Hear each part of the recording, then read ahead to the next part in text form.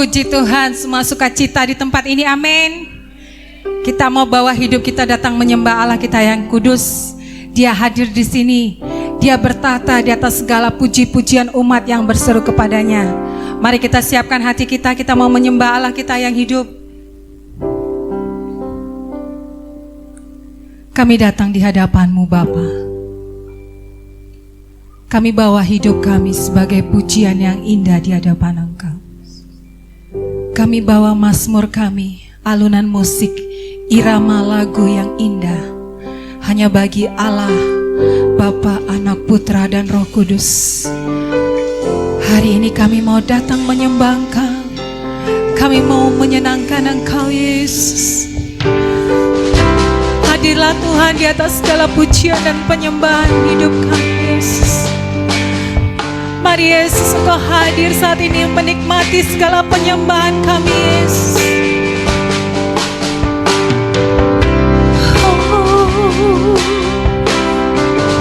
Holy, holy, suci, suci Kau Tuhan. Holy,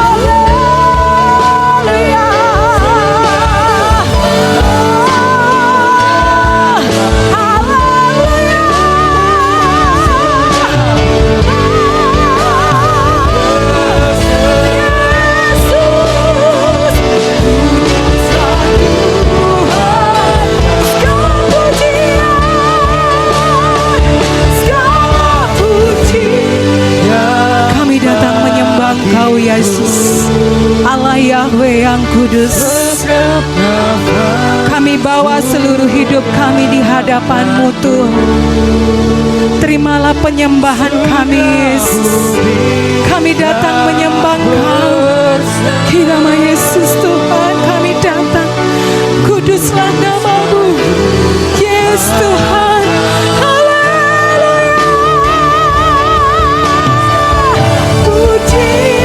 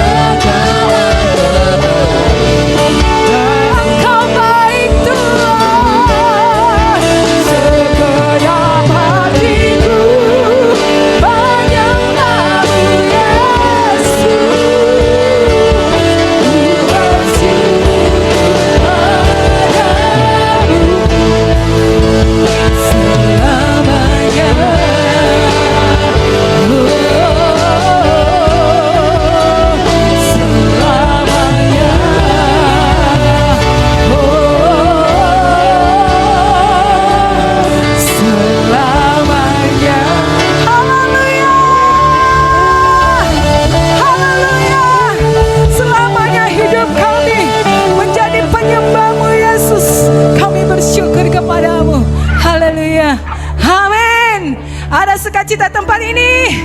Mari kita bersorak bagi Tuhan. Dia Allah yang hidup, Dia Allah yang baik, Allah yang dahsyat.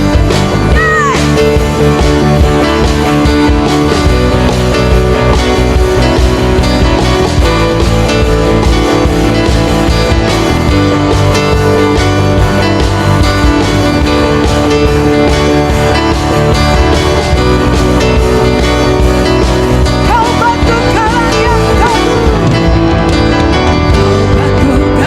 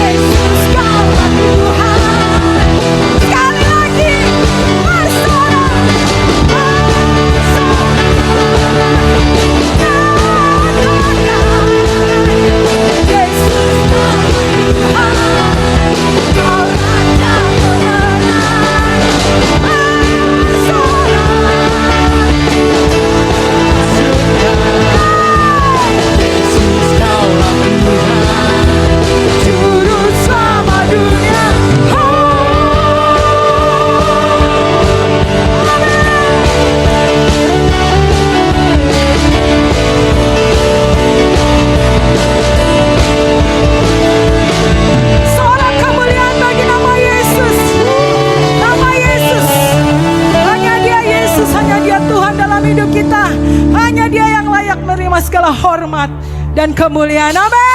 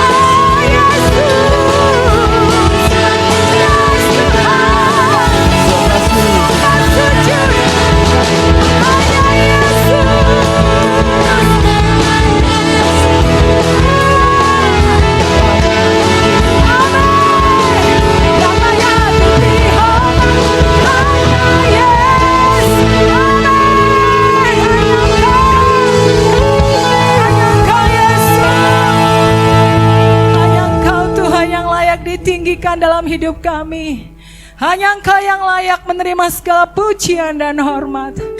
Tidak ada yang lain Tuhan. Hanya Engkau yang menjadi tujuan dalam kehidupan kami. Dunia ini akan lenyap Tuhan dengan segala keinginannya, tapi Yesus, Engkau selama-lamanya tetap Tuhan. Biar jangan keindahan dunia ini yang memudarkan cinta kami kepada Tuhan. Biar hanya Engkau Tuhan yang terus mempesona hidup kami. Tuhan, tidak ada yang lain selain Engkau dalam sisa hidup kami ini Tuhan. Bahwa kami terus mengenal Engkau, mengalami pribadi-Mu. Tidak ada yang lain Tuhan. Harta, dunia, popularitas, kehebatan semua akan lenyap Tuhan. Tapi hanya satu pribadi yang kekal selamanya. Hanya Engkau Yesus. Biar Kau yang menjadi bagian dalam hidup kami Tuhan. Oh, Yesus. Oh, Yesus.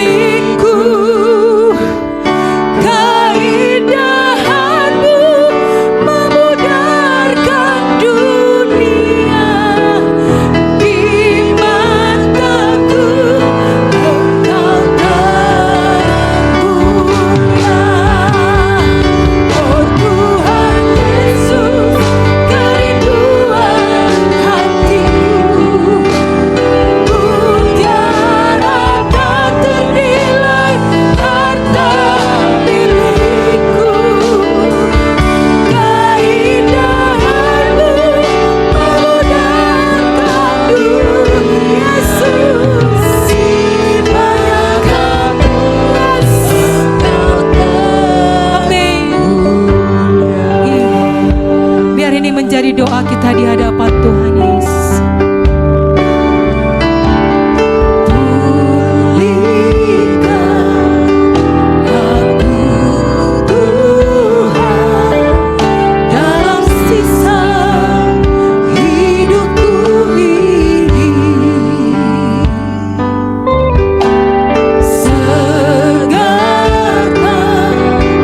Jiwaku selalu oleh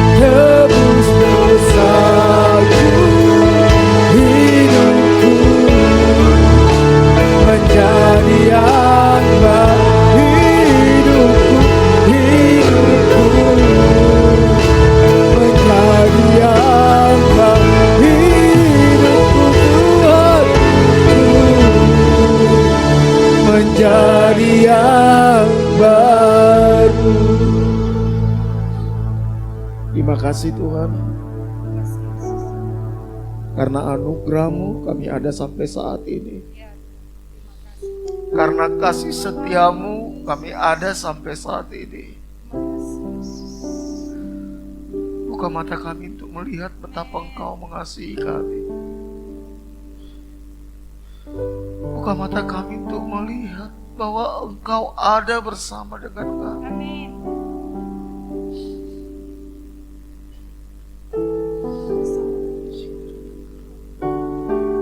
Terima kasih Yesus. Terima kasih buat kasih setia-Mu. Terima kasih buat anugerah-Mu. Terima kasih buat pemeliharaan-Mu dalam hidup kami. Kau Bapa yang mengasihi kami. Kau Bapa yang tidak pernah meninggalkan-Mu. Terpujilah nama-Mu Bapa. Terpujilah nama-Mu Tuhan. Selamanya kami menyembah-Mu. Selamanya hidup kami milik. Anugerah-Mu besar. Ku dipulihkan. Pulihkan kami gereja-Mu. Ku disembuhkan.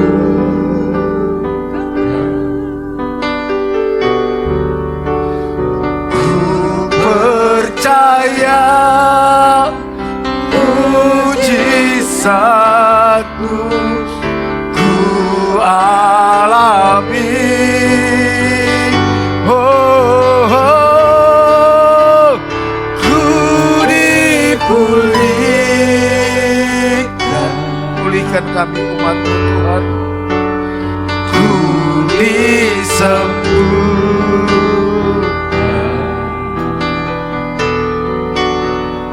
Ku percaya mujizat-Mu ku alami.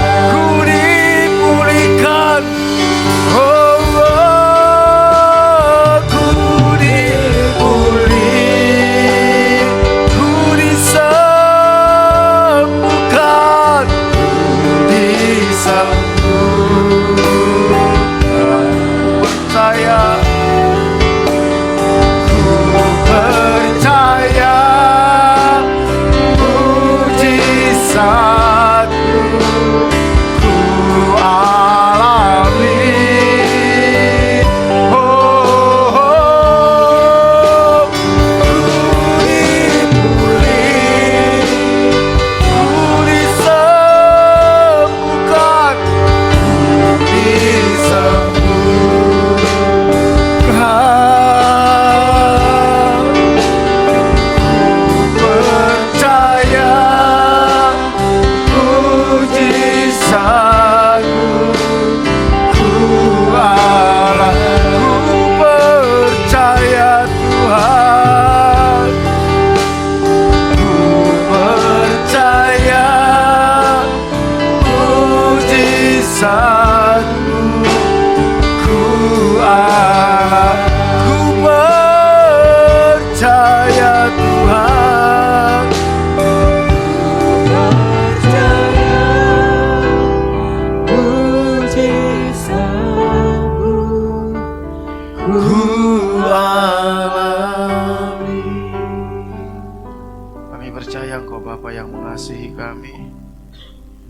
Bapa yang tidak pernah membiarkan kami berjalan sendiri.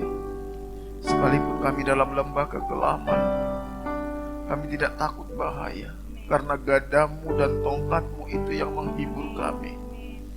Terima kasih Tuhan, apapun keberadaan umatmu hari-hari ini, kami tahu kami tidak pernah berjalan sendiri. Ada Bapa kami yang mengasihi kami, yang selalu menyertai kami, yang selalu memelihara kami, yang selalu menuntun Tuntun setiap langkah-langkah kami. Mampukan kami untuk melihat kehadiran-Mu dalam hidup kami. Jangan sembunyikan diri-Mu dari kami. Jangan sembunyikan kebenaran-Mu dari kami. Jangan sembunyikan kehendak-Mu dari kami, Tuhan. Jangan sembunyikan. Kami mau berjalan di dalam rencana-Mu. Terima kasih Bapa. Jangan biarkan dunia ini membutakan mata rohani kami. Tolong kami Tuhan. Kami bersyukur buat lawatan-Mu, kami bersyukur buat hadirat-Mu. Kami percaya kami pulang dari tempat ini, kami tidak sama lagi. Karena Roh-Mu itu bekerja di tengah-tengah kami, menyembuhkan yang sakit, memulihkan yang terluka, menguatkan orang yang lemah, memberikan pengharapan kepada orang yang kehilangan pengharapan. Terima kasih Bapa. Berbicara Engkau lewat kebenaran firman-Mu. Roh Kudus, Engkau Guru Agung kami. Buka rahasia firman-Mu bagi kami. Buat kami mengerti kebenaran-Mu, sampai kebenaran itu memerdekakan kami. Urapi hamba-Mu, urapi setiap kami, segala pekerjaan setan, kuasa kegelapan, roh teritorial, tipu daya iblis kami tolak, kami perintahkan keluar di dalam nama Yesus. Roh Kudus yang memimpin kami. Berkati anak-anak sekolah minggu, urapi guru-guru sekolah minggu. Berbicara Engkau kepada anak-anak dengan cara yang mereka bisa mengerti Tuhan. Terima kasih Bapa. Kami sambut firman-Mu dalam nama Tuhan Yesus. Haleluya. Amin. Silakan duduk Bapak Ibu Saudara. Shalom. Shalom. Ya, puji nama Tuhan. Saya senang sekali Saudara. Sekalipun musim liburan, tapi kita tetap mengutamakan Tuhan Saudara ya. Saya percaya setiap orang yang mencari Tuhan tidak akan pernah sia-sia Saudara. Setiap orang yang mencari Tuhan, dia akan menemukan Tuhan.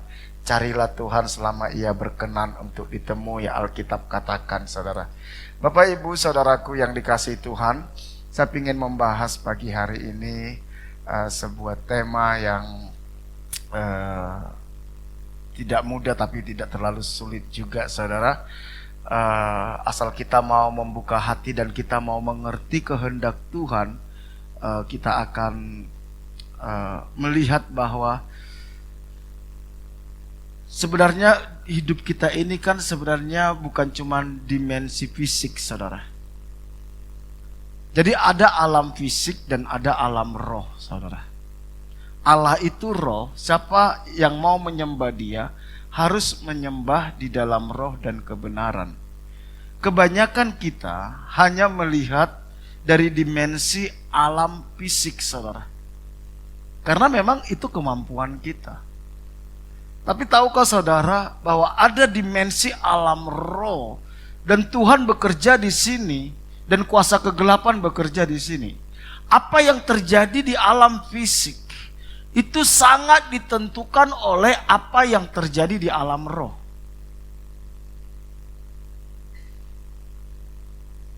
Tetapi kita seringkali menghabiskan energi kita untuk hal-hal yang kelihatan. Makanya Rasul Paulus katakan kami itu tidak fokus kepada apa yang kelihatan, tetapi apa yang tidak kelihatan. Karena yang kelihatan itu adalah sementara, yang tidak kelihatan itu kekal Saudara. Perkara-perkara rohani seringkali perkara-perkara yang tidak kelihatan. Tetapi itu kekal Saudara. Saya mengajak kita membaca Alkitab dari Injil Lukas. Agak panjang Saudara. Lukas pasal 24 ayat 13 sampai 35. Lukas pasal 24 ayat 13 sampai 35. Saya akan bacakan bagi kita. Saudara bisa mengikutinya, lihat di slide Saudara. Pada hari itu juga 2 orang dari murid Yesus pergi ke sebuah kampung bernama Emmaus yang terletak kira-kira 7 mil jauhnya dari Yerusalem. Artinya sekitar 11 kilo. Lebih kurang dari sini kemana itu Saudara? Dari sini ke, ya terserahlah, ke Durenan mungkin ya. Dan mereka bercakap-cakap tentang segala sesuatu yang terjadi. Apa yang sedang terjadi saat itu? Yang menjadi hot news adalah tentang kematian Yesus. Itu yang pertama. Yang kedua, tentang berita kebangkitan Yesus. Mereka sedang gibah, saudara. Sambil mereka perjalanan dari Yerusalem ke Emmaus, mereka membicarakan tentang peristiwa penyaliban dan kebangkitan Yesus. Ketika mereka sedang bercakap-cakap dan bertukar pikiran, datanglah Yesus. Ternyata yang mereka bicarakan itu datang, saudara. Datanglah Yesus sendiri mendekati mereka, lalu berjalan bersama-sama dengan mereka. Tetapi ada sesuatu yang menghalangi mata mereka, sehingga mereka tidak dapat mengenal Dia. Bayangkan, murid Tuhan Yesus yang sering bersama dengan Yesus. Memang ini bukan bagian dari rasul, saudara. Mereka bukan bagian dari rasul. Tapi mereka sering juga bersama Yesus. Baru 3 hari peristiwa Yesus disalibkan, mereka sudah tidak kenal Yesus, saudara. Seringkali kita begitu mudahnya melupakan Tuhan, betul? Begitu mudahnya kita melupakan Tuhan. Kita di gereja kita bilang haleluya, pulang dari gereja kita sudah bilang halelupa, saudara. Halo, kita di gereja dengan sukacita kita memuji Tuhan, kita nangis-nangis di hadapan Tuhan. Tetapi tidak butuh waktu lama, kita sudah mengabaikan Tuhan, kita hidup sesuka hati, kita hidup dalam dosa, kita mengkhianati Tuhan lagi. Sama dengan murid-murid, saudara. Sama. Yesus berkata kepada mereka, apa yang kamu percakapkan sementara kamu berjalan? Maka berhentilah mereka dengan muka muram. Coba bayangkan, saudara. Kira-kira waktu Yesus bangkit, wajahnya itu berubah enggak, saudara? Hah? Berubah enggak? Enggak berubah. Mereka pelototin gini, saudara. Coba tiba-tiba saya pergi kemana gitu. Tiba-tiba kalian membicarakan gibah tentang saya bilang, Cing, kamu bicarain apa? Aneh enggak, saudara?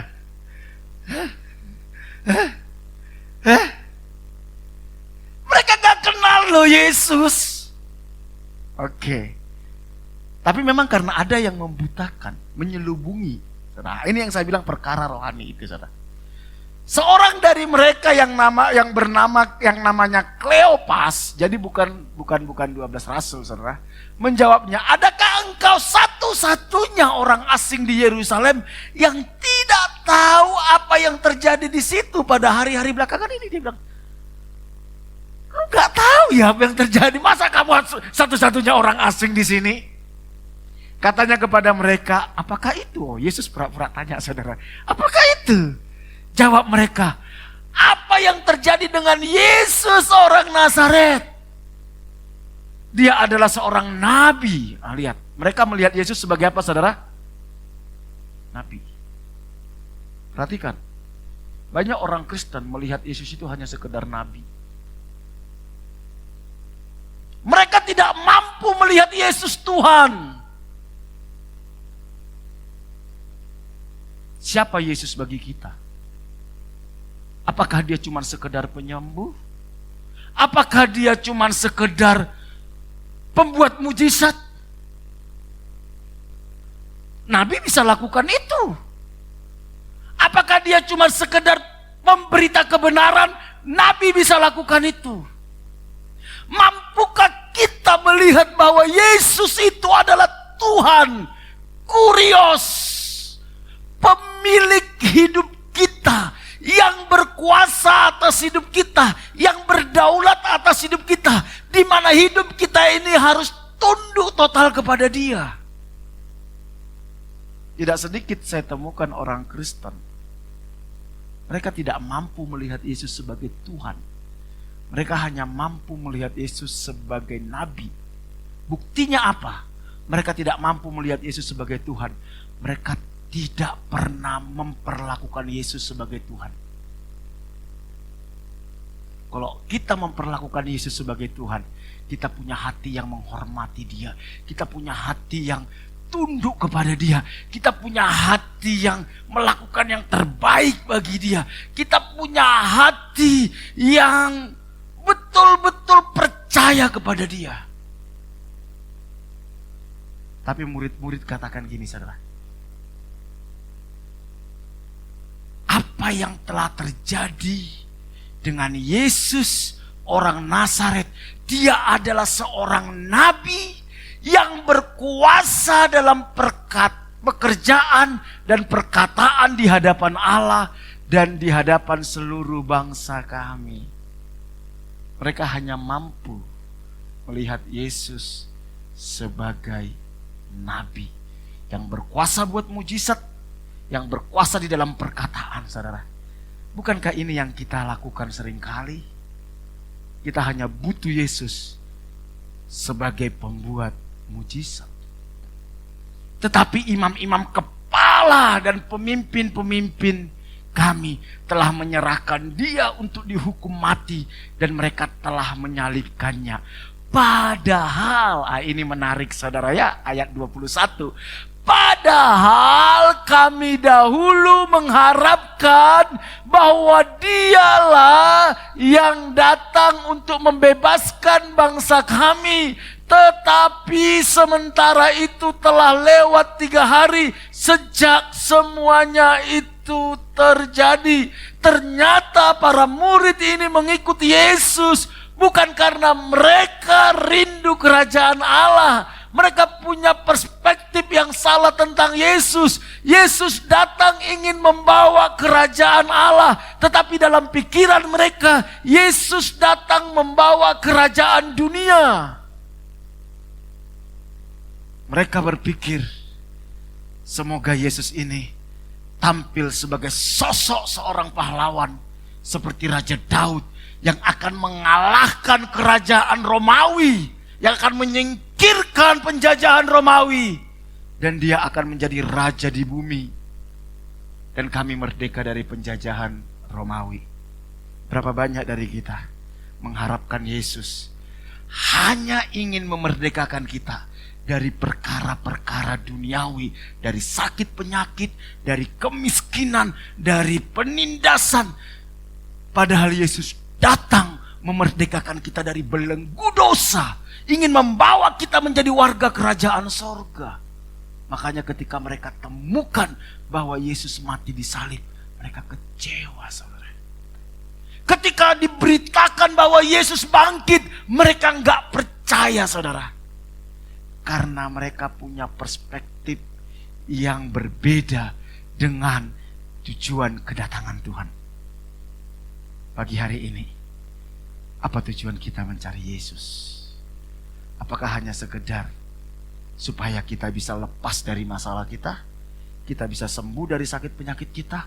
Atau ada hal yang jauh lebih penting yang kita harapkan?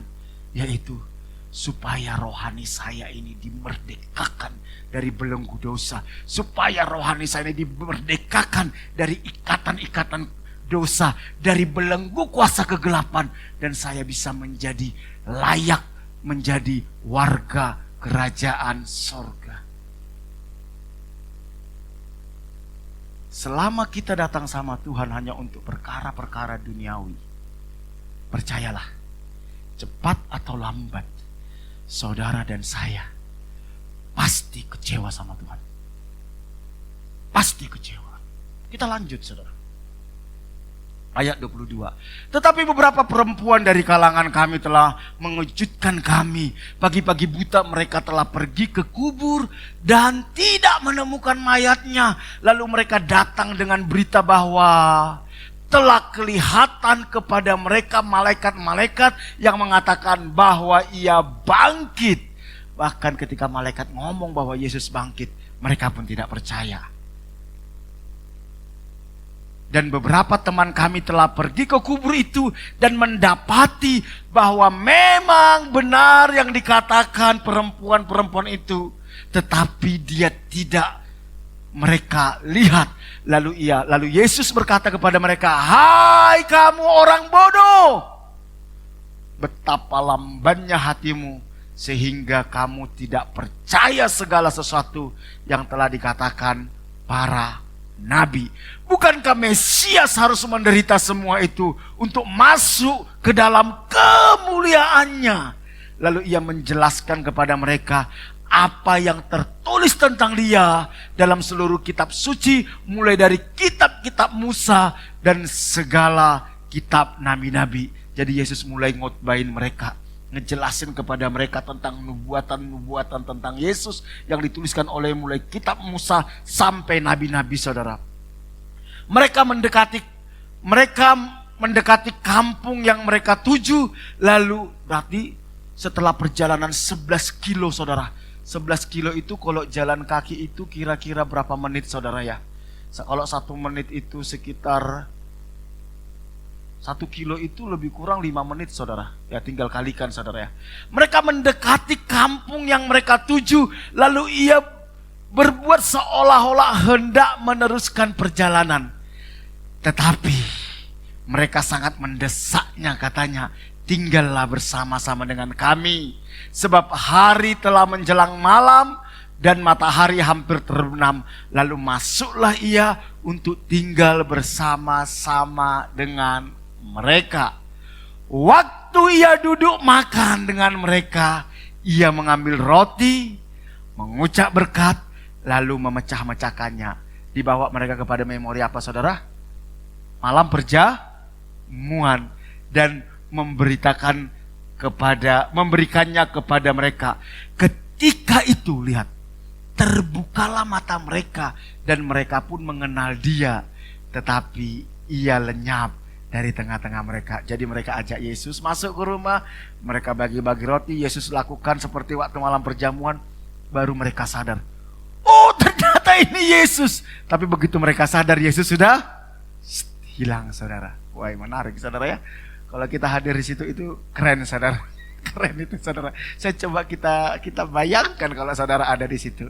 Kata mereka seorang kepada yang lain, bukankah hati kita berkobar? Baru mereka sadar, saudara. Oh, ternyata yang jalan sama kita tadi apa? Yesus. Ya. Memang, saudara, seringkali apa? Kita baru sadar itu di belakang, saudara ya.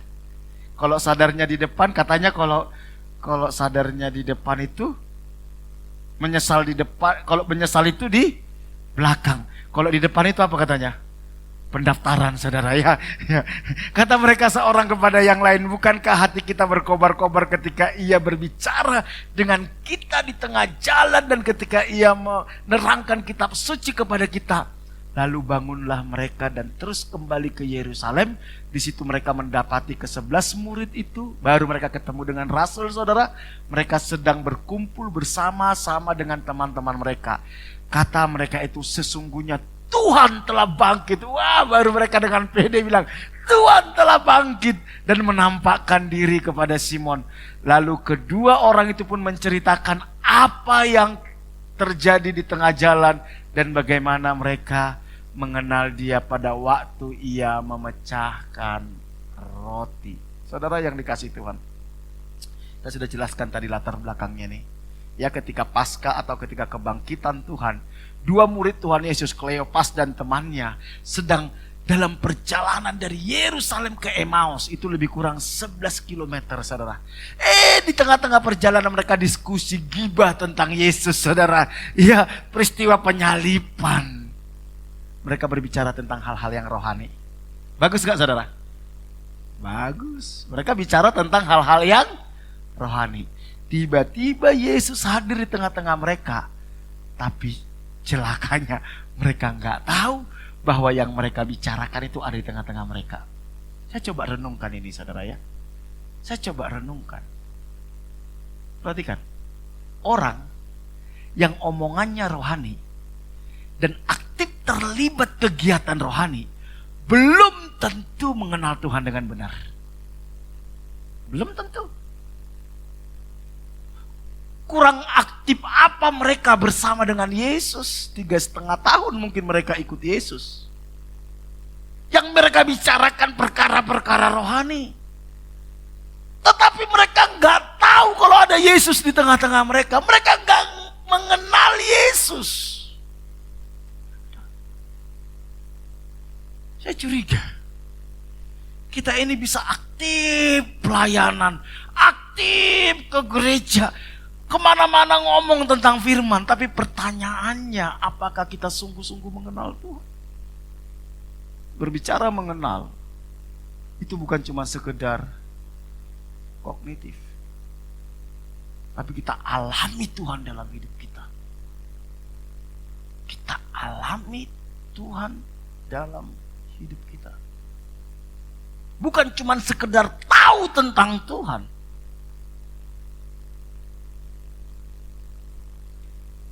Pengenalan akan Tuhan itu sangat penting, saudara. Sangat penting. Kitab Hosea pasal 5 ayat 4 bilang gini. Umatku binasa karena tidak mengenal Allah. Jadi hal yang paling berbahaya dalam kekristenan adalah ketika kita terjebak kepada agamawi. Agamawi. Kita merasa kita benar, kita merasa kita dekat sama Tuhan, tetapi sesungguhnya kita tidak mengenal Tuhan. Bukankah itu yang terjadi pada ahli Taurat dan orang Farisi? Bahkan terhadap murid-murid Yesus.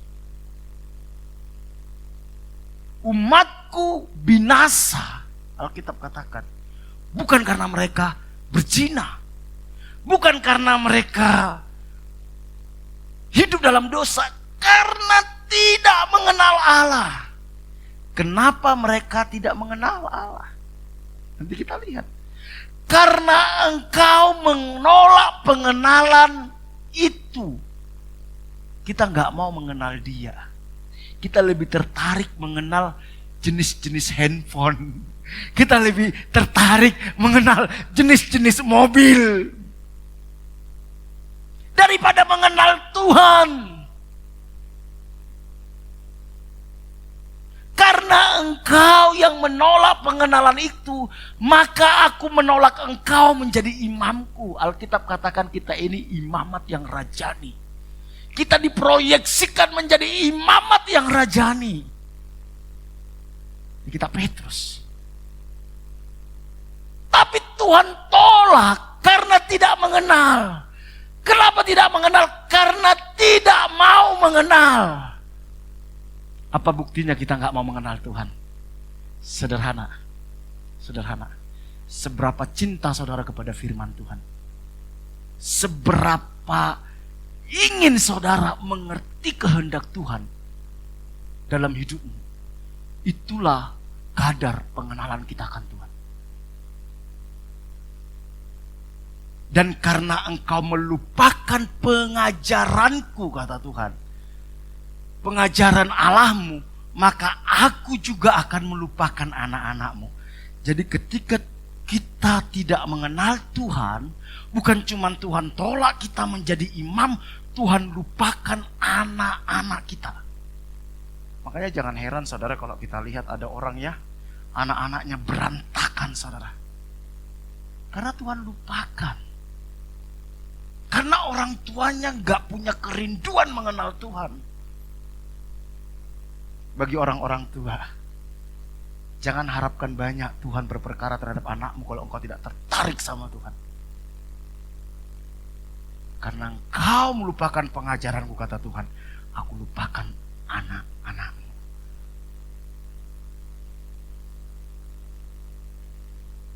Survei sudah membuktikan saudara,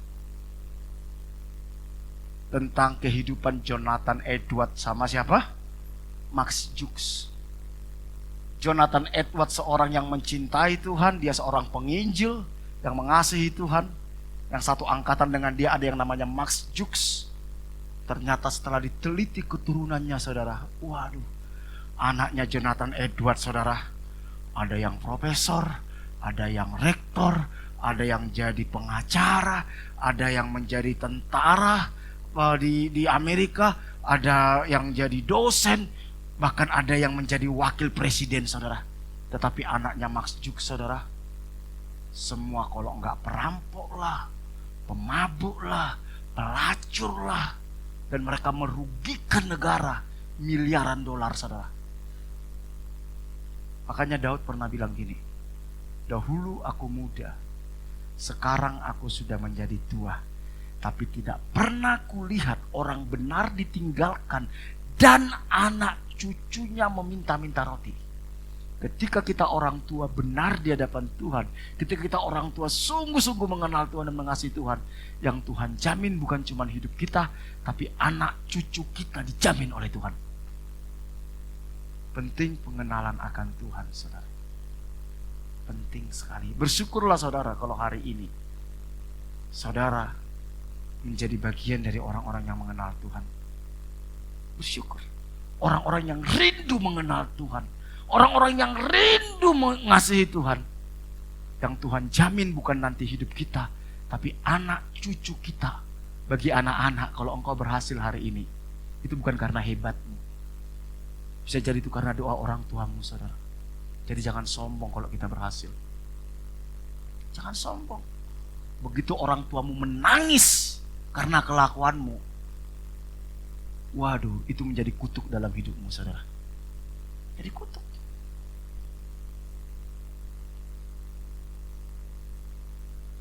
Apa yang membuat murid-murid tidak mengenal Tuhan Yesus, saudara? Apa yang membuat mereka sekalipun mereka sudah melihat mujizat Tuhan, mereka bisa nggak tahu kalau yang bicara dengan mereka itu Yesus? Nomor satu dikatakan gini, saudara. Ada selubung yang menutupi mata mereka. Lukas 24 ayat 16 tadi dikatakan, tetapi ada sesuatu yang menghalangi mata mereka sehingga mereka tidak dapat mengenal Dia. Saudara, mata ini jendela kehidupan.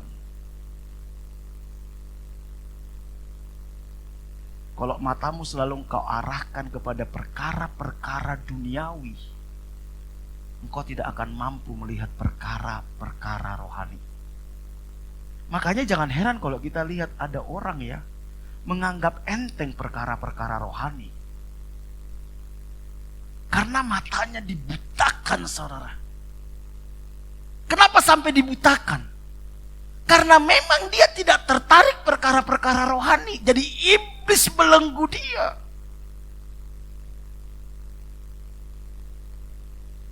Dua Korintus 4 ayat 3-4 dikatakan gini. Jika Injil yang kami beritakan masih tertutup juga, maka ia tertutup untuk mereka yang akan binasa. Lihat. Orang-orang yang akan binasa ini, mereka tidak akan mampu melihat Injil dengan benar, saudara. Mereka tidak akan pernah mampu menghargai firman Tuhan. Ayat 4 dikatakan, yaitu orang-orang yang tidak percaya, yang pikirannya telah dibutakan oleh ilah zaman ini, sehingga mereka tidak melihat cahaya Injil tentang kemuliaan Kristus yang adalah gambaran Allah. Saudara, salah satu doa saya setiap hari sama Tuhan, yang sangat penting saya bilang sama Tuhan, Tuhan, jangan sembunyikan dirimu dariku. Jangan sembunyikan kebenaranmu dariku. Jangan sembunyikan kehendakmu dariku. Begitu engkau disembunyikan Tuhan kebenarannya dari hidupmu, selesai hidupmu, saudara. Alkitab katakan kalau engkau mengenal kebenaran, maka kebenaran itu yang akan memerdekakan. Saudara, perhatikan ini baik-baik. Jangan anggap enteng kalau engkau sudah tidak tertarik lagi baca Alkitab. Jangan anggap enteng kalau engkau sudah tidak tertarik lagi melayani Tuhan. Jangan anggap enteng kalau engkau tidak tertarik lagi berdoa. Jangan anggap enteng kalau engkau sudah tidak tertarik lagi beribadah. Itu artinya matamu sudah dibutakan oleh ilah-ilah zaman ini. Dan orang-orang seperti ini orang-orang yang akan dibinasakan, Alkitab katakan. Mereka gak mampu melihat betapa berharganya Injil itu. Betapa berharganya kasih karunia itu. Betapa berharganya panggilan Tuhan dalam hidupmu. Kalau engkau sudah dibutakan itu semua, apapun yang kau miliki saat ini di dunia, itu gak ada gunanya, saudara. Anggaplah kau orang yang paling kaya di dunia. Berapa tahun kau nikmati itu? Paling lama 70-80 tahun. Selamanya kau dibinasakan karena kau tidak pernah menghargai Kristus, gak pernah menghargai Injil. Ini yang menjadi ketakutan saya setiap hari. Biasanya, saudara, orang-orang yang sudah punya banyak kelebihan, yang sudah punya posisi, punya jabatan, biasanya mereka dibutakan oleh ilah-ilah zaman. Ada 3 ilah zaman, saudara, yang selalu membutakan kita. Apa itu, saudara? Keinginan daging, keinginan mata, keangkuhan hidup. Begitu engkau dikuasai oleh ini, engkau tidak mampu lagi melihat kemuliaan Injil. Ketika engkau tidak mampu lagi melihat kemuliaan Injil, itu artinya engkau sedang dibelenggu oleh kuasa kegelapan. Engkau sedang diseret menuju neraka. Saya kalau sudah tidak lagi antusias baca Alkitab, saya bisa nangis. Saya bilang, Tuhan, please jangan sembunyikan dirimu. Kalau sudah tidak ada lagi gairah mencari Tuhan, hati-hati saudara, engkau sedang dibutakan. Memang kelihatannya engkau baik-baik saja. Iblis bisa membuat rasa nyamanmu, bisa. Tapi engkau sedang dibelenggu dia, dan engkau sedang dipersiapkan dilempar ke neraka, saudara.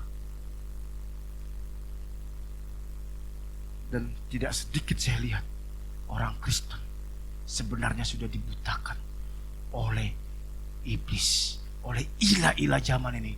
Buktinya apa? Dia lebih menghargai manusia daripada menghargai Tuhan. Dia lebih menghargai perkara-perkara jasmani daripada perkara-perkara rohani. Engkau sedang dibutakan, saudara. Dibutakan. Jangan terpesona, saudara, dengan berkat Tuhan. Jangan terpesona. Tidak semua berkat materi itu dari Tuhan. Tidak semua. Iblis akan lakukan apa saja. Yang penting engkau tidak menghargai kemuliaan Kristus. Yang penting engkau tidak menghargai pengorbanan Kristus. Iblis bisa kasih apa saja. Yang penting engkau tidak mampu melihat kemuliaan Injil. Bisa. Makanya saya kalau lihat orang, saudara, kelihatan baik, kaya, saya tidak mau terlalu kegeeran, saudara. Selama orang itu tidak menghargai perkara-perkara rohani, udahlah, dia dalam belenggu iblis. Selama dia tidak menghargai Kristus, udahlah, itu semua kamuflase, saudara. Kamuflase. Saya tahu kebenaran ini berat untuk kita lakukan. Berat. Saya sampaikan ini karena saya tidak mau jemaat dibutakan oleh ilah-ilah zaman ini, saudara. Semakin kau diberkati Tuhan, kau harus semakin sungguh-sungguh berdoa kepada Tuhan. Supaya berkat itu tidak dipakai iblis untuk membutakan mata rohanimu, sehingga kau tidak mampu lagi melihat kemuliaan Injil, saudara. Tidak mampu. Yang kedua, kenapa mereka tidak mampu melihat Yesus? Kenapa? Motivasi mereka dalam mengikut Tuhan salah. Salah, saya sudah jelaskan tadi, saudara. Kenapa mereka nggak mampu melihat bahwa ada Yesus yang sedang berbicara dengan mereka? Karena selama ini motivasi mereka mengikut Tuhan hanya untuk perkara-perkara jasmani.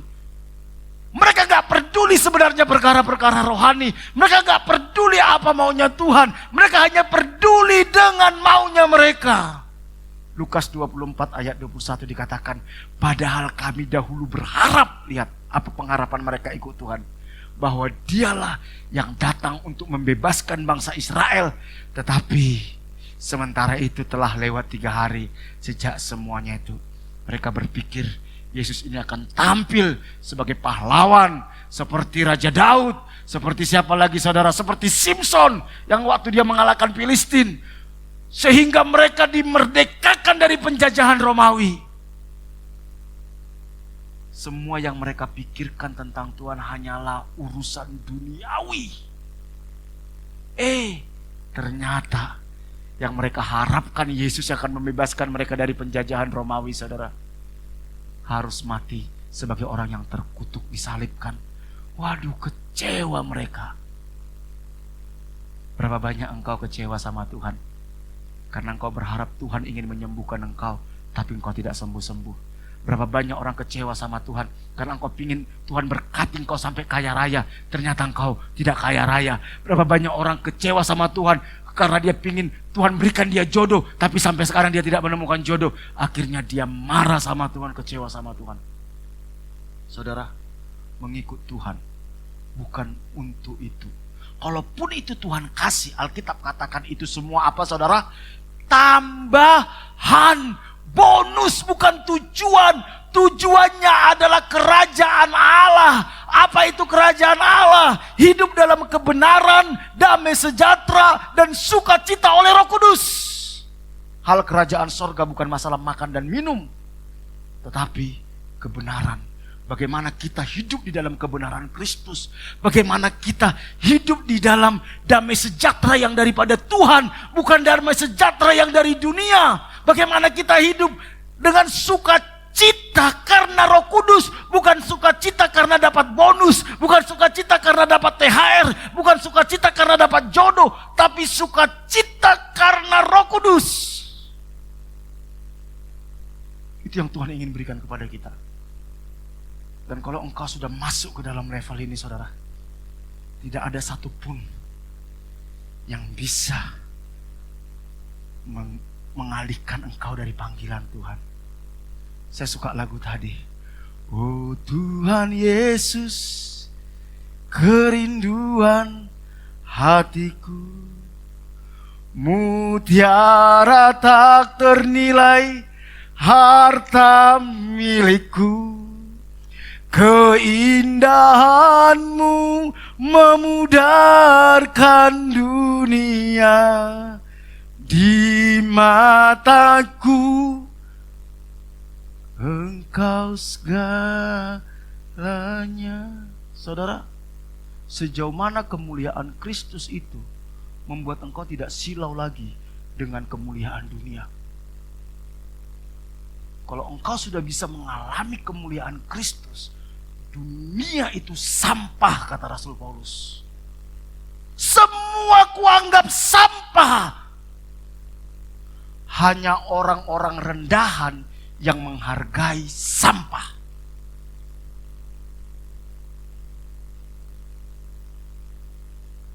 Kalau engkau terlalu menghargai dunia, berarti engkau rendahan. Engkau tidak mampu melihat kemuliaan Kristus.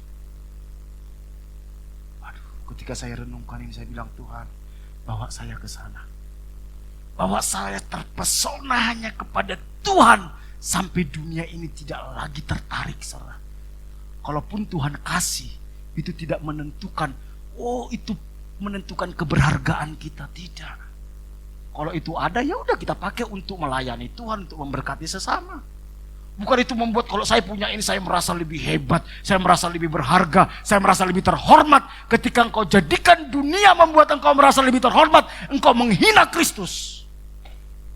Karena keberhargaan kita itu karena Kristus mati di atas kayu salib menebus dosa kita.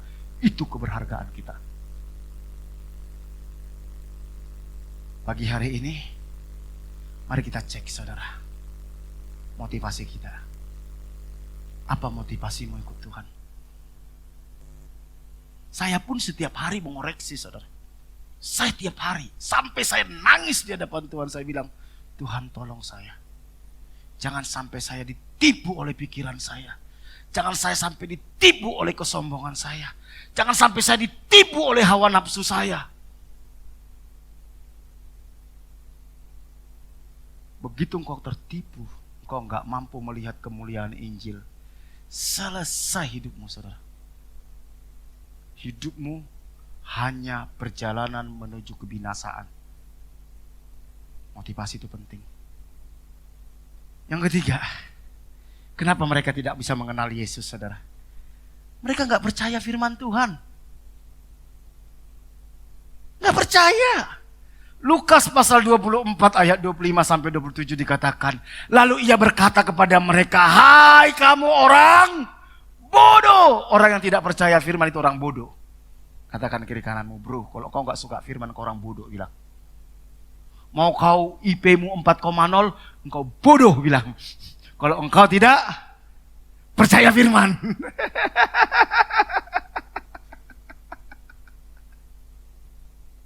Mau kau di kelas juara 1, kalau engkau tidak percaya firman Alkitab, katakan bodoh. Betapa lambannya hatimu sehingga kamu tidak percaya segala sesuatu yang telah dikatakan para nabi. Bukankah Mesias harus menderita semua itu untuk masuk ke dalam kemuliaannya? Lalu ia menjelaskan kepada mereka apa yang tertulis tentang dia dari seluruh kitab suci, mulai dari kitab-kitab Musa dan segala kitab nabi-nabi. Jadi Tuhan harus jelaskan tentang nubuatan tentang Mesias dari Kejadian. Kitab Musa itu kan Kejadian, Keluaran, Bilangan, Ulangan, Imamat, Ulangan, saudara. Itu kan kitab Musa, saudara. Tuhan harus jelaskan kembali kepada mereka tentang Mesias. Dan Tuhan jelaskan tentang nubuatan Mesias di dalam kitab para nabi, saudara. Saudaraku yang dikasihi Tuhan, masihkah kita percaya sama firman Tuhan? Masihkah saudara percaya sama firman Tuhan? Zaman sekarang ini, saudara, teknologi berkembang. Kalau saudara nanti tahu ya AI, Artificial Intelligence. Kalau ini sudah berkembang, orang sudah tidak butuh firman Tuhan, saudara. Gak butuh. Dulu waktu teknologi belum berkembang, semua pergumulan kita cari dari firman Tuhan. Betul gak? Wah, kita baca firman Tuhan, hati kita terhibur. Sekarang saudara tanya apa? Di AI semua lengkap, saudara. Semua lengkap. Dan saya tahu itu caranya iblis, saudara. Saya iseng-iseng mengetik proposal tesis di AI, saudara. Cuman butuh gak sampai 1 menit, seret muncul semua, saudara. Jadi mahasiswa-mahasiswa sekarang, saudara, kalau kelihatan pintar, belum tentu mereka pintar, saudara. Karena semua di AI ada, saudara. Jadi jangan bangga kalau anakmu, oh Pak, nilaiku 100, IP ku 4,0. Alah, udahlah, omong kosong. Tes dia, gak ngerti apa-apa. Gak ngerti apa-apa. Jadi sekarang ini dunia tipu-tipu, saudara. Kelihatan hebat, ternyata nothing. Nanti ke depan yang khotbah gini gak butuh pendeta, saudara. Serius. Begitu AI muncul, ditayangkan di sini, saudara minta pengkhotbah siapa? Yang terkenal, terus dia langsung khotbah. Seperti saya khotbah gini. Dan ini mengerikan, saudara. Ini mengerikan. Kalau saudara tidak bangun rasa cinta akan firman Tuhan, saudara dibutakan oleh ilah zaman ini, saudara. Dibutakan. Saudara pengen tahu apa aja, semua bisa, saudara. Makanya tetap bangun kecintaan akan firman. Kita bersyukur kita punya fasilitas ibadah harian, saudara. Saya berharap itu membangun habit kita, saudara. Habit. Ada orang bilang gini, Kak Fri, masa ikut Tuhan itu harus dipaksa-paksa? Hei, kamu tahu nggak? Tubuh kita ini ada natur dosanya. Harus disalibkan, harus dipaksa. Sampai itu menjadi habit. Kalau enggak engkau rusak. Saya ambil contoh. Saudara waktu anak kecil sikat gigi dipaksa enggak? Dipaksa enggak? Paksa, saudara. Sampai suatu saat menjadi habit, menjadi kebutuhan. Kalau saudara enggak sikat gigi enggak nyaman, betul enggak? Sama dengan firman. Dulu kita waktu kecil makan dipaksa, saudara. Dipaksa. Tapi sampai suatu saat gak ada makan pun kita cari-cari makan. Karena kita tahu apa? Kebu. Sama dengan firman. Jadi kalau ada orang bilang, saya gak mau lo dipaksa-paksa untuk perkara-perkara rohani. Udah, kamu selesai masuk neraka. Karena habitmu dibelenggu kuasa kegelapan. Itu pemberontakan, saudara. Engkau tidak mau dipimpin. Lucifer itu kenapa dibuang? Karena dia tidak mau dipimpin oleh Tuhan. Dia ingin memimpin dirinya sendiri. Makanya Tuhan bilang setiap orang yang mau mengikuti aku harus menyangkal diri, pikul salib. Karena daging ini harus dimatikan, harus dipaksa, saudara. Tapi kalau ada jemaat bilang, aku gak mau dipaksa-paksa, ya udah sakarapmu. Kita lihat aja nanti kamu 5 tahun lagi jadi apa, 10 tahun lagi kamu jadi apa. Jangan nanti kalau sudah babak belur kau datang sama aku, Kak Fri tolong aku menyesal dulu gini. Ya, sontoloyo. Dulu aja gagahnya bilang gak mau diatur. Sekarang begitu dunia menekan engkau, baru engkau tahu. Saudara, saya suka dengan seorang motivator bilang gini, saudara. Keraslah terhadap dirimu. Kalau engkau tidak keras terhadap dirimu, maka dunia akan keras terhadap dirimu.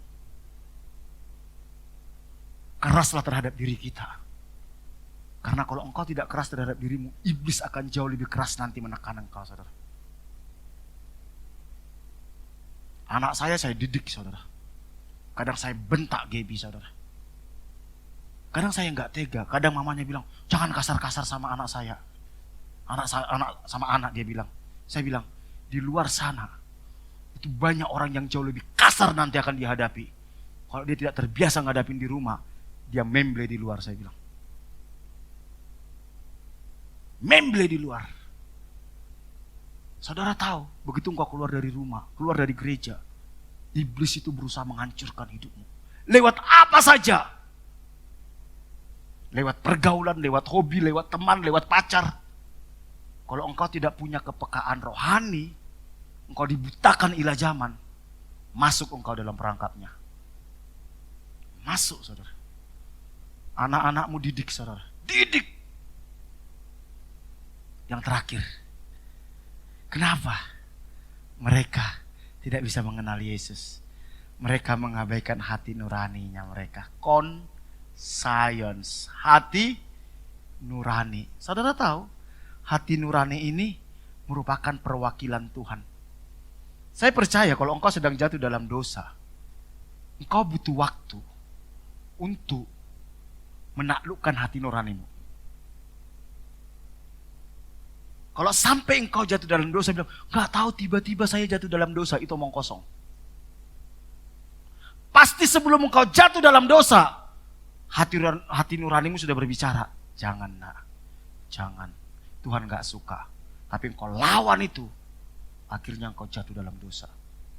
Sebelum engkau jatuh dalam masalah yang berat, saya percaya hati nuranimu pasti berbicara. Jangan ambil keputusan itu. Jangan menikah sama orang itu. Jangan pacaran sama orang itu. Jangan masuk pekerjaan itu. Tapi engkau lawan. Karena engkau dibutakan oleh ilah zaman. Engkau hanya memikirkan enaknya. Hanya memikirkan untungnya. Hanya memikirkan cuannya. Engkau tidak peduli hati nuranimu. Engkau lawan itu. Akhirnya engkau masuk dalam jebakan iblis.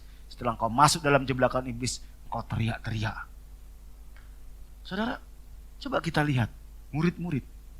Di Lukas 24 ayat 31 sampai 32 dikatakan, ketika itu terbukalah mata mereka dan mereka pun mengenal dia, tetapi ia lenyap dari tengah-tengah mereka. Kata mereka seorang kepada yang lain, bukankah kita berkobar-kobar ketika ia berbicara dengan kita di tengah jalan dan ketika ia menerangkan kitab suci pada kita. Sebenarnya waktu Yesus menjelaskan firman Tuhan, sebenarnya mereka sudah mulai ada dalam hati nuraninya, ini Yesus loh. Betul nggak? Tapi mereka nggak pedulikan. Saudara, jangan bermain-main dengan hati nuranimu. Hati nuranimu itu jauh lebih jujur dari pacarmu. Hati nuranimu itu jauh lebih jujur dari pasanganmu. Hati nuranimu itu jauh lebih jujur dari temanmu. Hati nuranimu itu jauh lebih jujur dari bosmu. Kalau engkau abaikan itu, engkau mencari jalanmu sendiri. Makanya isi hati nuranimu dengan firman. Kalau engkau isi hati nuranimu dengan dunia, ya engkau akan masuk dalam perangkap iblis. Alkitab katakan, kenapa orang akhirnya hidup dalam dosa? Karena hati nuraninya mati, saudara. Kenapa hati nuraninya mati? Karena dia selalu abaikan. Sama seperti gini, saudara. Kalau saudara baru masuk ke tempat ini, kalau lampu ini semua dimatikan, ketika saudara masuk, saudara lihat apa? nggak lihat apa-apa. Betul? Betul? Lama-lama saudara mulai bisa lihat nggak? Betul? Sama dengan hati nurani. Pertama ketika engkau ditawarin dosa, hatimu itu lama-lama engkau nikmati itu dosa karena hati nuranimu sudah mati.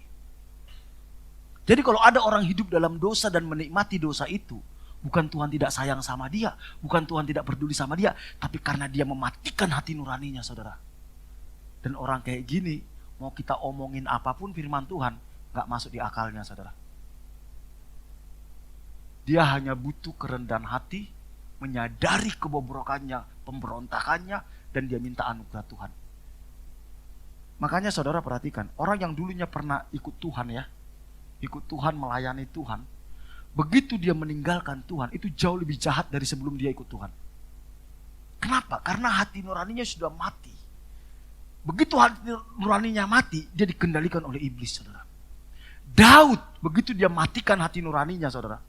Ingat Daud, dia orang yang cinta Tuhan, begitu dia matikan hati nuraninya, dia menjadi pembunuh berencana, saudara.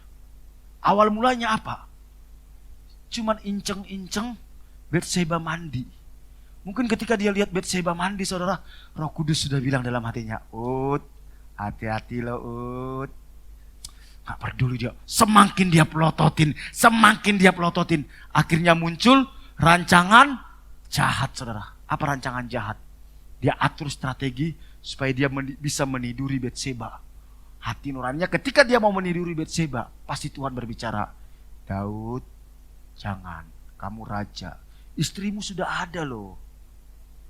Tapi dia gak peduli dengan hati nuraninya, dia tidur itu Batseba. Akhirnya muncul lagi ketika dia hati nuraninya sudah dia abaikan, muncul lagi ide yang jauh lebih jahat. Apa itu? Berusaha lari dari tanggung jawab. Dia panggil istrinya Batseba, Uria. Suaminya Batseba, dia panggil Uria, saudara. Apa yang dia lakukan? Dia licik, lihat, dia licik. Dia suruh Uria tidur dengan Batseba. Supaya apa? Kalau Batseba hamil, seolah-olah yang menghamili siapa? Uria. Tapi Tuhan itu adil, saudara. Ingat, Tuhan itu adil. Sehebat apa engkau menyembunyikan dosa, ada saatnya Tuhan akan bongkar, saudara. Bongkar. Ketika Uria disuruh Daud untuk tidur sama Batseba, Uria bilang tidak. Padahal membantah raja itu hukumannya mati, saudara. Tapi dia bilang, gak mungkin tuanku saya tidur dengan istri saya, sementara teman-temanku mempertaruhkan nyawa di medan perang. Waduh, Daud mulai panik, saudara. Mulai bingung. Waduh, gimana ini? Lihat, dosa itu akan melahirkan dosa yang lebih besar. Dosa melahirkan dosa yang lebih besar. Dosa akan melahirkan dosa yang lebih besar lagi. Dia mulai panik karena Uria tidak mau, saudara, tidur sama istrinya. Akhirnya dia merancangkan apa? Dia bilang sama Uria, oke Uria, kamu memang anak buah yang baik. Silakan kembali ke medan perang. Tapi dia kasih surat kematian Uria. Dia kasih surat kematian. Apa yang dia lakukan? Dia tulis surat kepada pemimpin perang. Dia bilang sama Uria, Uria, sampaikan ini ke komandanmu. Saudara tahu apa yang dia sampaikan? Surat itu isinya apa? Di surat itu dia bilang gini, kalau ada pertempuran yang sangat sengit, yang sangat hebat, suruh Uria paling depan. Setelah dia paling depan, kalian semua mundur. Berarti yang dia kirim surat apa? Kematian Uria.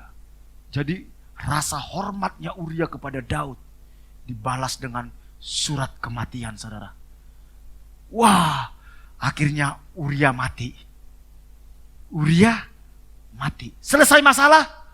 Enggak, muncul ide yang lebih besar lagi. Apa? Wes kadung, wes takpek jadi istri. Lihat, diambil sekalian Batseba menjadi istrinya. Saudara, jangan main-main dengan hati nuranimu. Ketika engkau lawan itu akan melahirkan dosa yang lebih besar. Dosa yang lebih besar. Kalau engkau tidak cepat bertobat, itu akan membinasakan hidupmu. Membinasakan.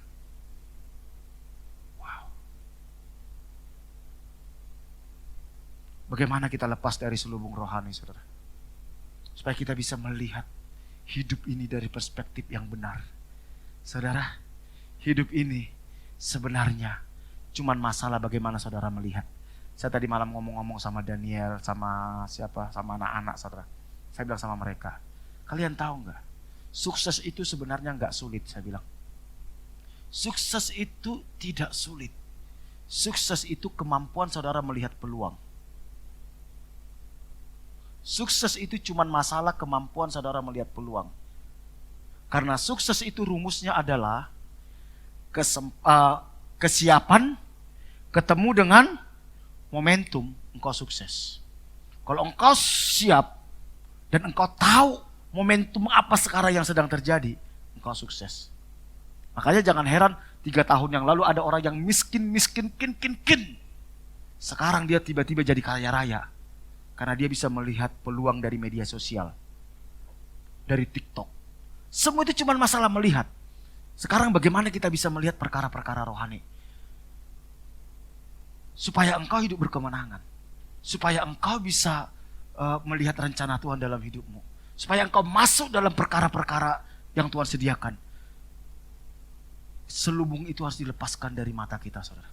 Supaya kita tahu apa yang Tuhan kerjakan di generasi kami. Dan kita tahu apa yang harus saya lakukan di generasi kami.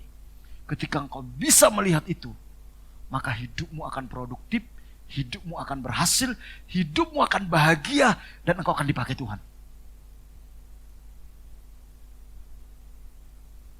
Bagaimana supaya kita lepas dari selubung rohani itu, saudara? Matius 5 ayat 8 dikatakan, berbahagialah orang yang suci hatinya, karena mereka akan melihat Allah. Orang yang hatinya dolak-dalik, orang yang hatinya penuh tipu muslihat, orang yang hatinya tidak tulus, orang yang hatinya tidak suci, engkau tidak akan mampu melihat apa yang Tuhan sediakan. Gak mampu. Suci hati itu penting, saudara. Jangan penuh sandiwara, saudara. Ya, semakin kau bersandiwara, semakin kau tersesat di dalam sandiwaramu, saudara. Tapi kalau hatimu suci, engkau mampu melihat Tuhan. Apa hati yang suci, saudara? Suatu kualitas yang dimiliki seseorang yang berhubungan dengan pikiran, motivasi, dan niat. Apapun yang kau lakukan, apapun yang kau pikirkan, apapun yang kau katakan, apapun yang kau rencanakan, apapun yang kau lakukan, pastikan motivasimu benar. Kalau motivasimu nggak benar, engkau akan dibelenggu oleh selubung itu, saudara. Tapi ketika hatimu benar, motivasimu benar, maka engkau bisa melihat seperti Tuhan melihat. Yang tersembunyi pun Tuhan akan bukakan. Rahasia pun Tuhan bukakan. Dan bukan hanya melakukan apa yang benar, tetapi melakukan disertai pertimbangan yang benar. Karena itu, mari saudara, isi pikiran kita dengan firman Tuhan. Isi hidup kita dengan firman Tuhan. Maka hati nurani kita itu pun nanti akan suci, saudara. Ketika hati nuranimu suci, di situ nanti Roh Kudus akan menuntun engkau. Tuhan akan kasih tahu, ini enggak boleh nak, ini boleh, enggak boleh ke sana, oh ini boleh. Ingat yang saya sampaikan minggu lalu, saudara. Hidup ini sebuah perjalanan, saudara. Sebuah perjalanan. Engkau sedang menuju sebuah rancangan. Engkau sedang menuju sebuah tujuan, yaitu kekekalan. Kalau engkau berjalan dari sini dan tujuanmu ada di sini, saudara. Kadang jalan kita itu tidak lurus, saudara. Kadang harus berputar, saudara. Kadang harus berbelok-belok, saudara. Itu perjalanan. Di dalam perjalanan itu, saudara, ada berkat Tuhan, ada jebakan iblis. Di jalan itu ada kehendak Tuhan, ada kehendak iblis. Ketika hati nuranimu tidak suci, engkau tidak bisa mengetahui yang mana dari Tuhan, yang mana dari iblis. Mungkin udah di ujung, engkau sudah benar, saudara. Tahu-taunya di ujung kau masuk dalam perangkapnya iblis. Berapa banyak orang ikut Tuhan benar, ikut Tuhan benar, ikut Tuhan benar, sudah benar ini. Ketemu jodoh. Ternyata jodoh itu perangkapnya iblis. Tambah gak karu-karuan.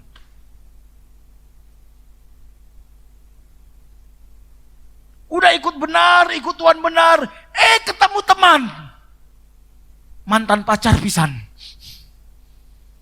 Dia gak sadar kalau itu jebakannya iblis. Gak karu-karuan. Kalau engkau sekarang hebat, besok belum tentu engkau hebat, bisa babak belur. Begitu iblis sudah bawa engkau dalam perangkap, dia tidak akan lepaskan, saudara. Tidak akan lepaskan, dia akan binasakan. Alkitab katakan dalam Yohanes 10:10, pencuri datang hanya untuk mencuri, membunuh, dan membinasakan. Aku datang memberi mereka hidup dan hidup yang berkelimpahan. Karena itu, jangan sombong. Jangan merasa engkau hebat, jangan merasa engkau bisa. Jangan. Ketika engkau merasa hebat, merasa bisa, engkau masuk dalam perangkap iblis. Harus apa yang kita lakukan? Setiap hari kita sadar bahwa hidup kita ini karena anugerah Tuhan. Tuhan, apa yang harus saya lakukan? Apa yang harus saya putuskan tentang pekerjaan saya? Apa yang harus saya putuskan tentang sekolah saya? Apa yang saya harus putuskan tentang pasangan saya? Apa yang harus saya putuskan tentang semua hal? Makanya Alkitab katakan dalam kitab Yeremia, terkutuklah orang yang mengandalkan kekuatannya, tetapi diberkatilah orang yang mengandalkan Tuhan.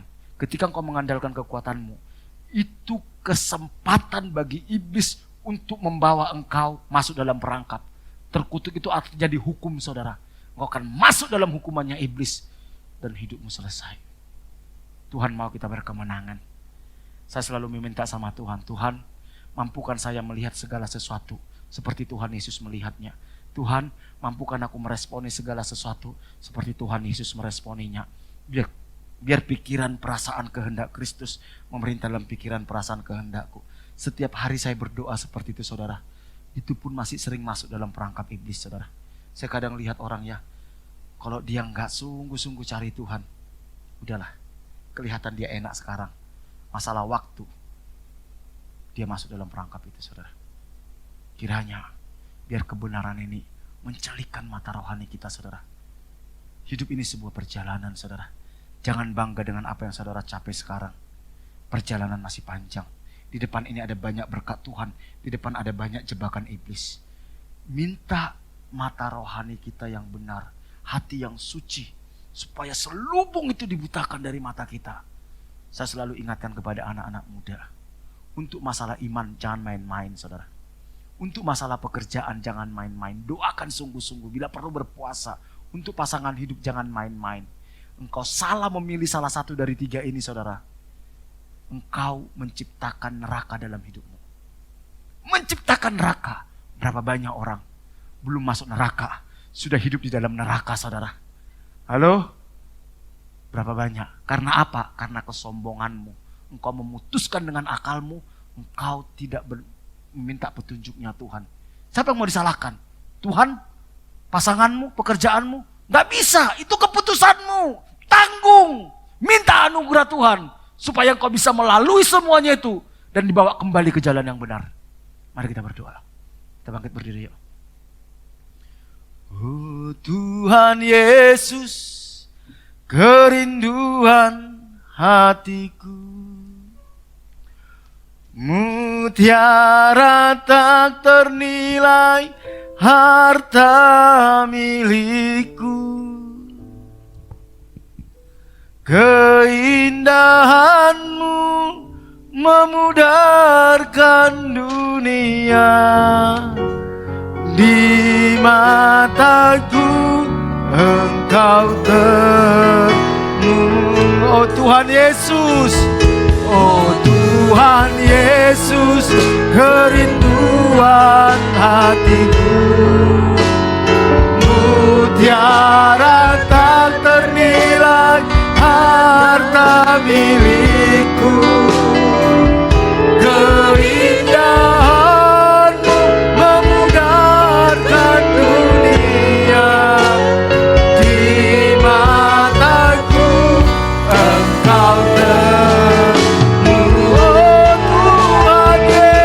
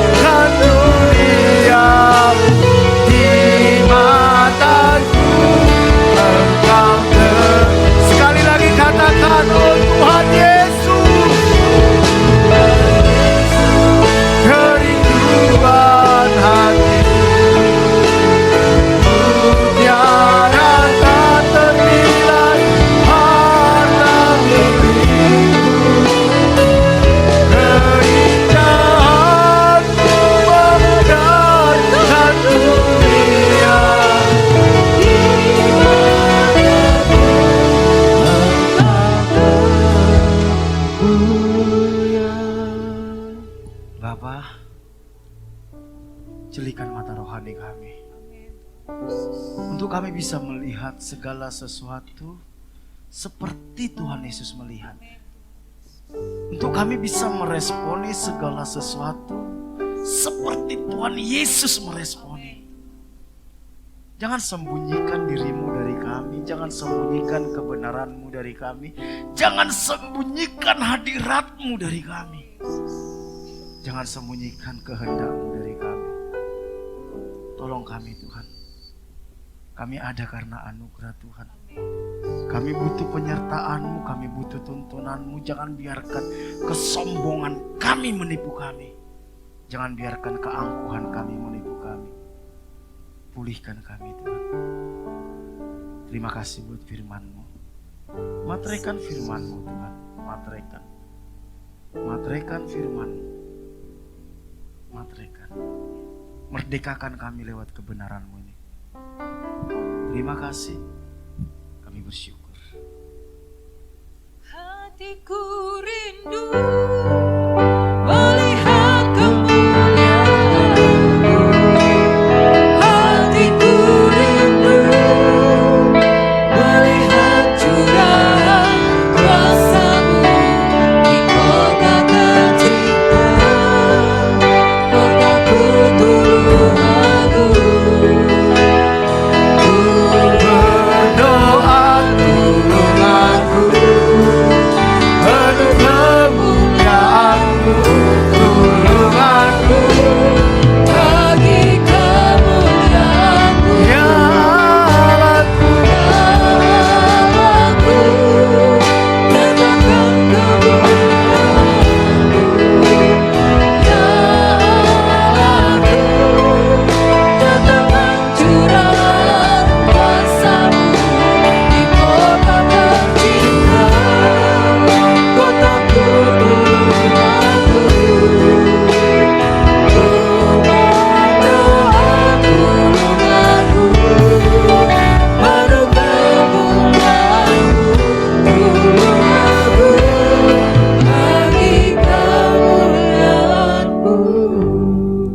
Kami datang umat-Mu membawa kota ini di hadapan Tuhan.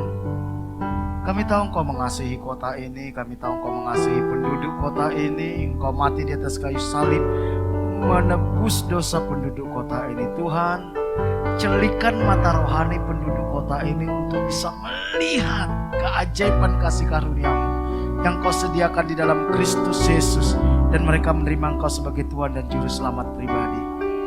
Pulihkan kota ini, berkati kota ini Tuhan.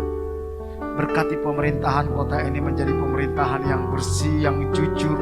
Tuhan, berkati para pemimpin-pemimpin kami di kota ini. Bapak Bupati, Wakil Bupati, anggota DPRD, semua eksekutif, yudikatif, legislatif. Tuhan, sertai mereka, semua pegawai negeri sipil yang ada di kota ini Tuhan. Biar mereka memiliki hati yang takut akan Tuhan. Beri mereka hikmat bijaksana di dalam mengelola kota ini. Jauhkan niat jahat, korupsi, kolusi, nepotisme dari hidup mereka Tuhan. Segala kecurangan-kecurangan yang ada, Tuhan yang membongkar. Pulihkan kota ini, berkati ekonomi kota ini, berkati keamanan, pendidikan, semua bagian dari kota ini. Tuhan yang memberkati. Pulihkan gereja Tuhan yang ada di kota ini. Pulihkan hamba-hamba Tuhan. Pulihkan umat Tuhan. Biar kami bisa menjadi berkat di kota ini Tuhan. Dan lewat gereja Tuhan, lewat umat-Mu, nama Tuhan dipermuliakan. Kami serahkan kota Tulung Agung ke dalam anugerah Tuhan. Kami bersyukur buat hari ini, buat ibadah kami. Kami bawa hidup kami sepanjang minggu ke depan ke dalam anugerah Tuhan. Roh Kudus, tuntun kami, sertai kami. Tuntun langkah-langkah kami. Jangan biarkan kami membuat keputusan-keputusan yang salah. Jangan biarkan kami ditipu oleh pikiran kami, oleh keinginan-keinginan kami. Tolong kami Tuhan, pulihkan kami. Lindungi setiap umat-Mu dari segala panah api si jahat, dari tipu muslihat iblis, dari serangan kuasa kegelapan, dari mara bahaya, kecelakaan, virus-virus, sakit penyakit, dari segala keinginan-keinginan yang jahat. Berkati umat-Mu sepanjang minggu ke depan. Berkati setiap rumah tangga, hubungan suami istri, orang tua dengan anak, sesama saudara, kasih dan kebenaran-Mu memerintah dalam setiap rumah tangga. Pulihkan kesehatan umat-Mu, yang sakit Tuhan sembuhkan. Berkati usaha pekerjaan umat-Mu, apapun yang dikerjakan umat-Mu sepanjang minggu ke depan, yang mereka lakukan bersama dengan Tuhan di dalam tuntunan Tuhan. Tuhan buat berhasil, Tuhan buat terobosan, Tuhan buat mujizat, Tuhan buka jalan atas masalahnya. Berikan hikmat, ide, kreativitas kepada umat-Mu. Bukakan tingkap-tingkap langit, curahkan berkat-Mu. Halaukan belalang pelahap dari umat-Mu. Cukupi segala kebutuhan umat-Mu. Pakai umat-Mu untuk menjadi berkat bagi banyak orang. Anak-anak kami yang sekolah, lindungi mereka dari pergaulan yang salah, dari nilai-nilai dunia yang tidak sesuai dengan kebenaran firman Tuhan, dari segala keinginan-keinginan yang jahat. Berkati mereka dengan hikmat, bijaksana, kecerdasan, takut akan Tuhan. Pakai mereka menjadi alat-Mu membawa generasi mereka datang kepada Tuhan. Terima kasih. Kami bersyukur buat ibadah kami Tuhan. Kami juga berdoa buat Pak Bambang, Bu Bambang, pemilik tempat ini beserta semua keluarga besar mereka. Tuhan lindungi, Tuhan jagai mereka dari segala panah api si jahat, dari tipu muslihat iblis, dari serangan kuasa kegelapan, dari mara bahaya, kecelakaan, virus-virus sakit penyakit, dari keinginan-keinginan yang jahat. Bawa hati mereka melekat, mengasihi Tuhan, menghormati Tuhan, takut dan gentar akan Tuhan, hidup benar di hadapan Tuhan. Jangan biarkan mereka menyimpang dari jalan-jalan-Mu. Roh Kudus tuntun mereka hidup dalam kebenaran demi kebenaran-Mu. Berkati rumah tangga mereka, hubungan suami istri, hubungan mereka dengan anak, cucu, menantu. Kasih dan kebenaran-Mu beri dalam rumah tangga mereka. Pulihkan kesehatan mereka, anak, cucu, menantu, semua keluarga besarnya. Bapak mengasihi Tuhan, menghormati Tuhan, takut dan gentar akan Tuhan, hidup benar di hadapan Tuhan. Jangan biarkan mereka menyimpang dari jalan-jalan-Mu Tuhan. Jangan biarkan mereka binasa dalam dosa mereka. Anugerah-Mu limpahkan bagi mereka. Berkati semua perusahaan dan karyawan yang Tuhan percayakan kepada Pak Bambang, Bu Bambang, dimanapun berada. Sepanjang minggu ini Tuhan buat berhasil, Tuhan buat terobosan, Tuhan buat mujizat, Tuhan buka jalan atas masalahnya. Berikan hikmat, ide, kreativitas, takut akan Tuhan kepada semua karyawannya. Berkati semua karyawannya, berkati Barata ini. Terima kasih. Kami bersyukur buat ibadah kami pada hari ini. Mari jemaat yang dikasihi Tuhan, kita angkat tangan kita. Jemaat yang dikasihi Tuhan, Tuhan mengasihi engkau. Dia tidak pernah meninggalkan kita. Dia Allah Immanuel. Berjalanlah bersama dengan Dia. Terimalah tuntunannya.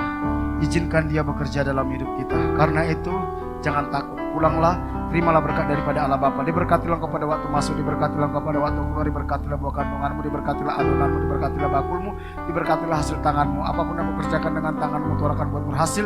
Diberkati engkau di kota, di desa, di gunung, kemanapun kau pergi. Tanda-tanda ajaib menyertai engkau. Kau akan naik dan tidak akan menjadi turun. Kau akan menjadi kepala dan bukan menjadi ekor. Anak cucu akan perkasa di bumi. Kau akan sebut sebagai orang yang beruntung dan berbahagia. Dan lewati hidupmu akan banyak orang menerima berkat yang berasal daripada Tuhan. Jika engkau hari ini sungguh-sungguh mendengarkan suara Tuhan Allahmu yang kusampaikan kepadamu dan engkau setia melakukannya, berkat-berkat ini akan menjadi milikmu. Karena itu pulanglah, terimalah berkat daripada Allah Bapa, kasih karunia dari Tuhan kita Yesus Kristus, penghiburan dan kekuatan dari Roh Kudus mulai hari ini sampai Tuhan Yesus datang kedua kali. Dalam nama Tuhan Yesus kita diberkati, sama-sama katakan amin. Berikan tepuk tangan, berikan salam satu dengan yang lain. Tuhan Yesus berkati kita semua.